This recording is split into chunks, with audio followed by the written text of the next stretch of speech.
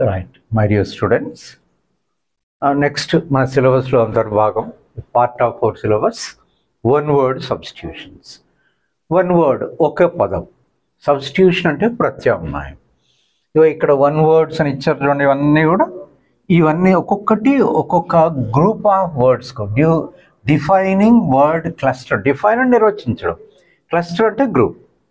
కొన్ని పదముల సమూహాన్ని నిర్వచిస్తుంది. ఈ పదముల యొక్క సమూహం అంతా ఒక పదాన్ని ఇది నిర్వచించడం జరుగుతుంది ఇక్కడ.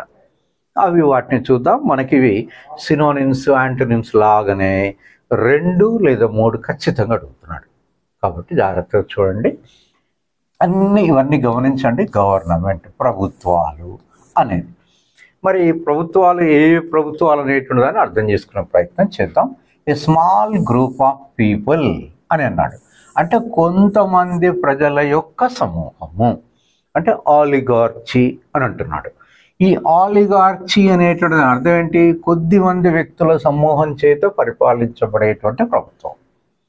మళ్ళీ సేమ్ ఇక్కడ చూడండి, government run by few persons అని ఇచ్చాడు, అంటే small group of people, few persons, కొద్ది మంది వ్యక్తుల చేత నడపడేది. రేపు మీకు ఇదే ఉంటుంది, కానీ ఇక్కడ రేపు ఇదనివచ్చు అనే ఉద్దేశంతో.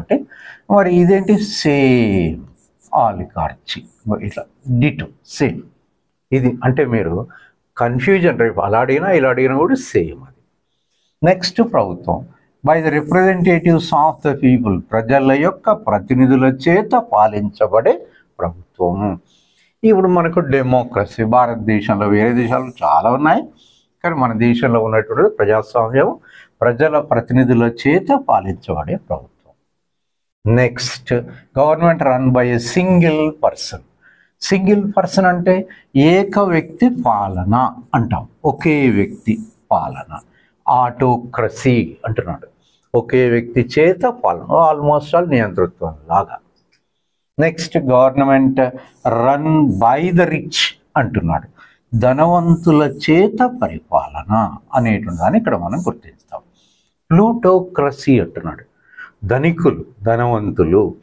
ద రిచ్ అంటే రిచ్ పీపుల్ అని అర్థం, ధనవంతుల చేత పరిపాలన. నెక్స్ట్, ప్రభుత్వం by the laws of religion. Religion అంటే మతం, అంటే ఒక మత విధానాల చేత పాలించబడే ప్రభుత్వం. అంటే ఒక మతంలో ఉండేటువంటి విధానాలని అనుసరిస్తే ఈ పాలన చేస్తూ ఉంటారు, దాన్ని థియోక్రసీ అంటారు. ఏ మతం అనేది సంబంధం లేదు మనకు. Government run by the nobility, ఉన్నత వర్గాల వారు అంటారు, నోబుల్ పర్సన్స్ అని కూడా అనొచ్చు.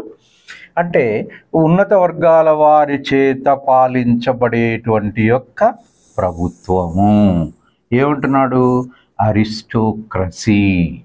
ఇక్కడ మీరు పైన ఆటోక్రసీ అని వచ్చింది, ఇది అరిస్టోక్రసీ, ఉన్నత వర్గాల వారి చేత.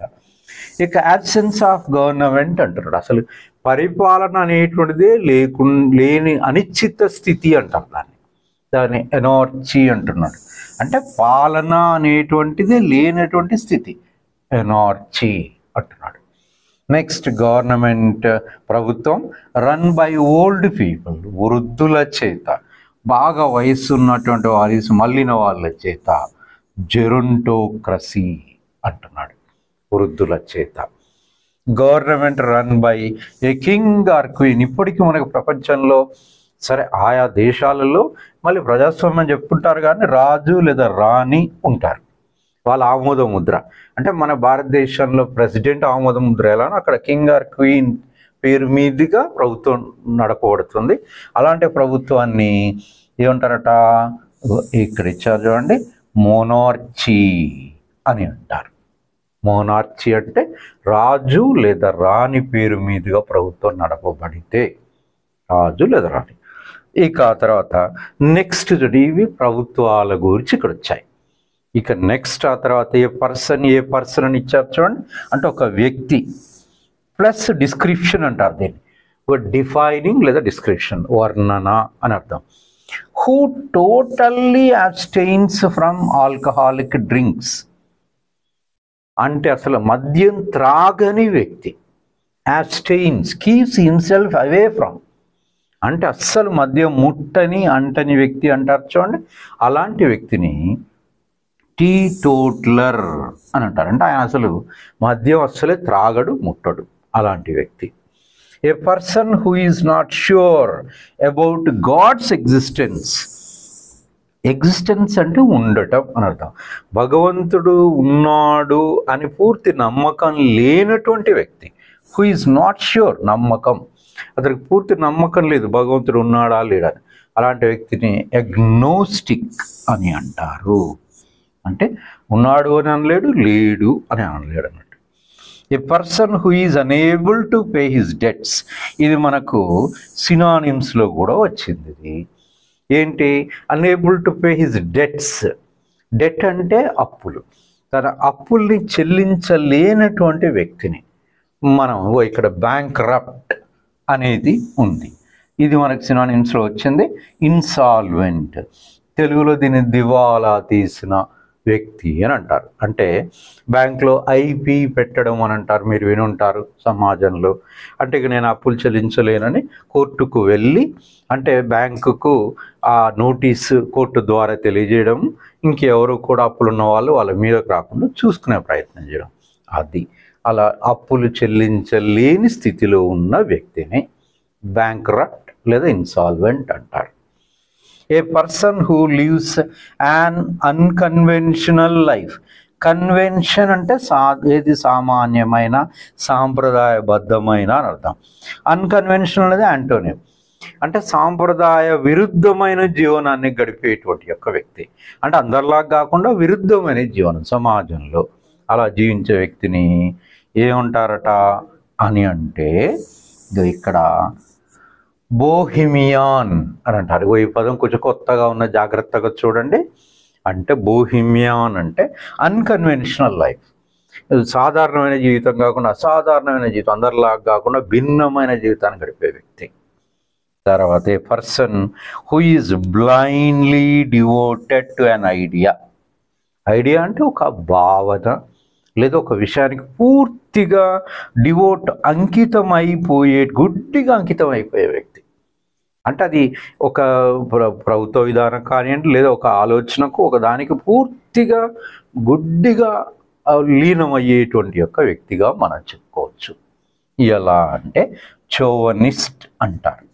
అంటే గుడ్డిగా ఏదన్నా తను నమ్మినట్టు దాన్ని గుడ్డిగా నమ్మేవాడు అంతే. ఇంకొక రెండవ విషయం ఉందంటే కూడా ఆయన అంగీకరించినటువంటి వ్యక్తి, గుడ్డిగా నమ్మేటువంటి వ్యక్తి. అలా నెక్స్ట్ గమనించినట్లయితే ఏ critical judge of any art and crafts. Art and crafts అంటే ఇది మనం వింటూ ఉంటాం, కళలు అని చెప్పేసి, చేతి కళలు, ఇలాంటి కళలు అంటారు కదా. వాటిని ఏది జడ్జ్ చేసేవాడు, అందులో ఉన్న మంచి చెడులను, ఆ గొప్పతనాన్ని గూర్చి విమర్శించేటువంటి సద్విమర్శకుడు అనే అర్థంలో కళలను పూర్తిగా వాటిలో ఉన్న మంచి చెడులను, గొప్పతనాన్ని గూర్చి చెప్పేటువంటి యొక్క వ్యక్తి కన్నోయిజర్ అని అంటారు. ఈ పదాలు కొంచెం ఇవన్నీ లాటిన్ మరియు గ్రీకు భాషల నుంచి వచ్చినటువంటి యొక్క పదాలు కాబట్టి కొంచెం వాటి ఉచ్చారణ జాగ్రత్తగా ఉండండి. ఏ లీడర్, ఒక నాయకుడు. Who influences his followers. Followers అంటే అనుచరులు. తన అనుచరులను ప్రభావితం చేసే వ్యక్తి. ఇన్ఫ్లుయెన్స్ చేయడం అంటే ప్రభావితం. By his ఓరేటరీ. ఓరేటరీ అంటే ప్రసంగాలు. తన ప్రసంగాల చేత తన అనుచరులను ప్రభావితం చేసే వ్యక్తి. అంటే అద్భుతమైన ప్రసంగ కళ లేదా నైపుణ్యం కలిగినటువంటి యొక్క వ్యక్తి.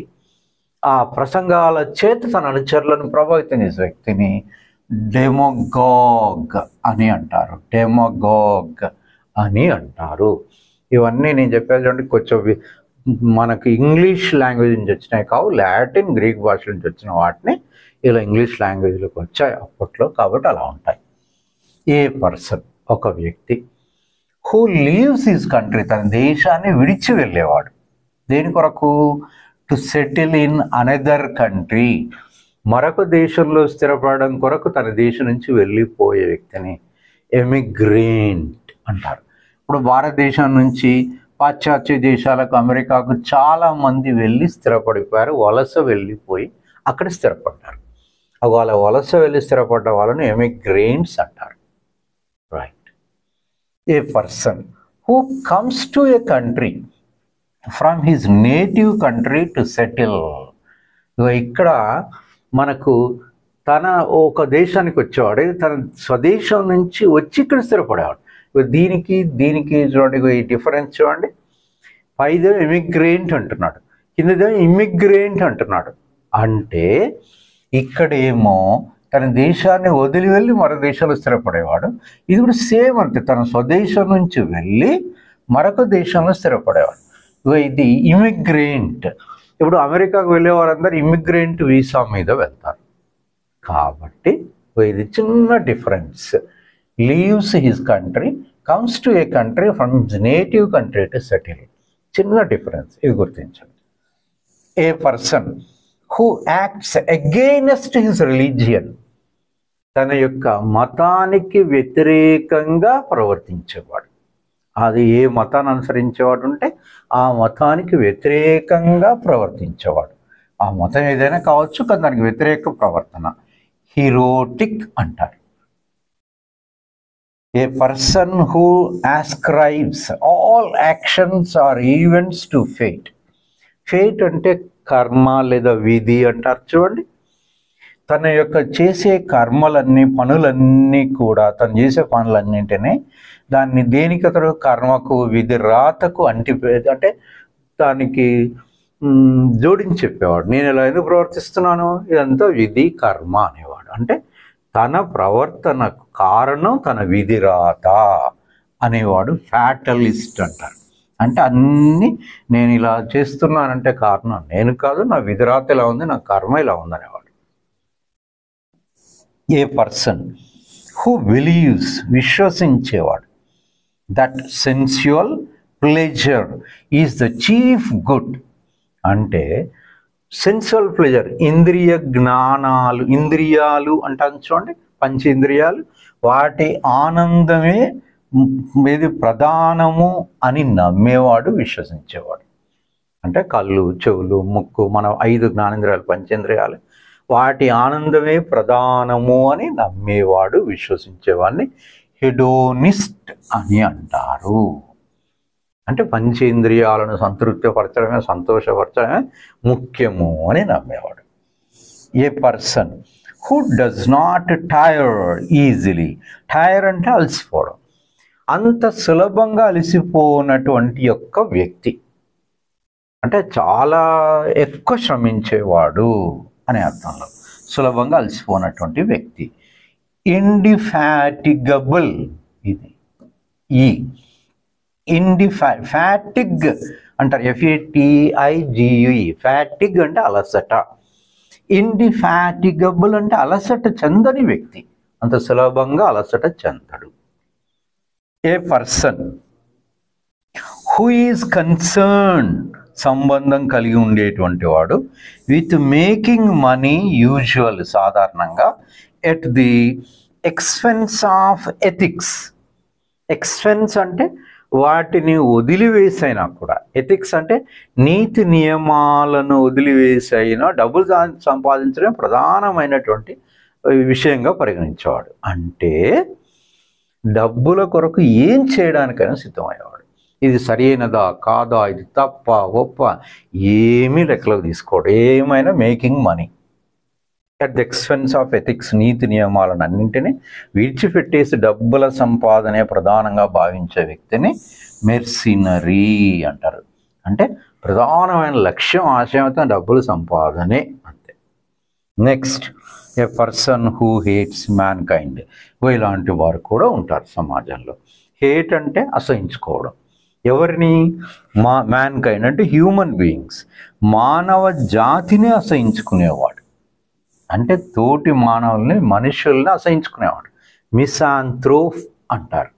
మిస్ఆంథ్రోప్ అంటే మానవ జాతిని అసహించుకునేటువంటి వ్యక్తి. A person who hates, same ఉన్నది చూడండి, ద ఇన్స్టిట్యూషన్ ఆఫ్ మ్యారేజ్, అదేమో మ్యాన్కైండ్ మానవజాతను అసహించుకునేవాడు, ఇక్కడ వివాహ వ్యవస్థను అసహించుకునేవాడు.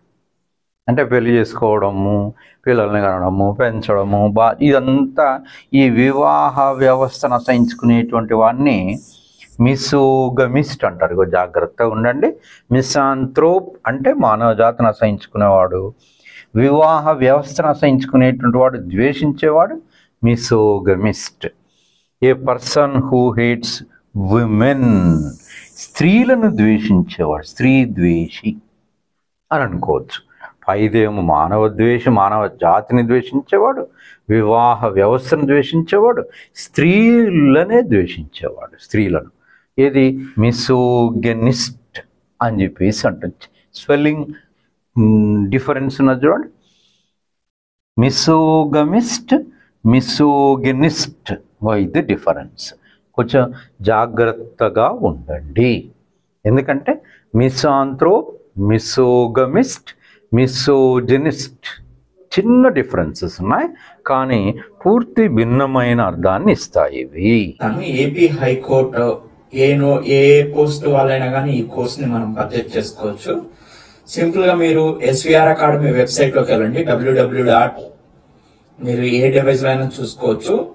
SVRacademy.in క్లిక్ చేస్తే మీకు SVR academy best online coaching for APPSC, TSPSC ఇలా వస్తుంది. So SVR academy best online coaching వస్తుంది, దాని మీద క్లిక్ చేయండి. ఇట్లా మీకు వెబ్సైట్ ఓపెన్ అవుతుందండి. ఓపెన్ అయిన తర్వాత లాగిన్ రిజిస్టర్ అని ఉంటుంది. ఎవరైతే ఆల్రెడీ ఎగ్జిస్టింగ్ ఇంతకు ముందు రిజిస్టర్ అయ్యారో వాళ్ళ లాగిన్ బటన్ క్లిక్ చేసి అక్కడ నుంచి అయినా కానీ ఏపీ హైకోర్టు ని పర్చేజ్ చేసుకోవచ్చు. లేదా కొత్తగా కనుక మీరు రిజిస్టర్ అవుతుంటే రిజిస్టర్ బటన్ ని క్లిక్ చేయండి. ఇక్కడ మీకు మీ నేమ్ అడుగుతుంది, మీ నేమ్ ని ఎంటర్ చేయండి.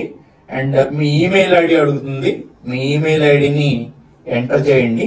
మీ మొబైల్ నంబర్ అడుగుతుంది, మీ మొబైల్ నంబర్ ని ఎంటర్ చేయండి. మీ పాస్వర్డ్ అడుగుతుంది, మీరు ఒక పాస్వర్డ్ పెట్టుకోండి. ఏ కోర్స్ సెలెక్ట్ చేయాలో అడుగుతుంది, ఏపీ హైకోర్టు కోర్స్ సెలెక్ట్ చేస్తున్నారు. సబ్మిట్ బటన్ ని క్లిక్ చేస్తారు. సబ్మిట్ బటన్ క్లిక్ చేసిన తర్వాత మీకు డైరెక్ట్ గా పేమెంట్ గేట్వేకి తీసుకెళ్తుంది. ఇక్కడ ఉన్నటువంటి ఆప్షన్ లో మీరు ఏదైనా క్లిక్ చేసుకోవచ్చు. నేను ఫోన్ పే ఆప్షన్ ని క్లిక్ చేస్తున్నాను. మీరు మళ్ళీ అలా చూపించిన తర్వాత సెలెక్ట్ యువర్ యూపీఐ యాప్ అని Google Pay, PhonePe, Paytm, భీమ్ అని వస్తుంది. అండ్ యూపీఐ ఐడి కూడా ఎంటర్ చేసి మీరు పే చేసుకోవచ్చు. నేను ఫోన్ పే బటన్ ని క్లిక్ చేస్తున్నాను, ఎల్లో బటన్ ని క్లిక్ చేస్తున్నాను. ఆటోమేటిక్ గా మీ ఫోన్ పే కి దీన్ని తీసుకెళ్తుంది, ఇలా మీకు చూపిస్తుంది. పే బటన్ ని క్లిక్ చేస్తే ఆటోమేటిక్ గా మీరు పే చేయొచ్చు. పే చేయగానే ఆటోమేటిక్ గా మీ కోర్స్ అనేది యాక్టివేట్ అయిపోతుంది. ఎలాంటి ఇబ్బందులు కలిగినా కింద నంబర్ కనుక మీరు కాల్ చేస్తే సింపుల్ గా మీ ప్రాబ్లం కి సొల్యూషన్ చెప్తారు. మీకు ఎలాంటి ఇబ్బంది ఉండదు. సో కోర్స్ యాక్టివేషన్ కి సంబంధించి వన్స్ మీరు పే చేసిన తర్వాత మీరు ఎలాంటి ఇబ్బంది పడాల్సిన అవసరం లేదు. కింద ప్రొవైడ్ చేసిన నంబర్స్ కాల్ చేస్తే మీకు ఏ ఇబ్బంది రాకుండా చూసుకుంటారు. Thank you.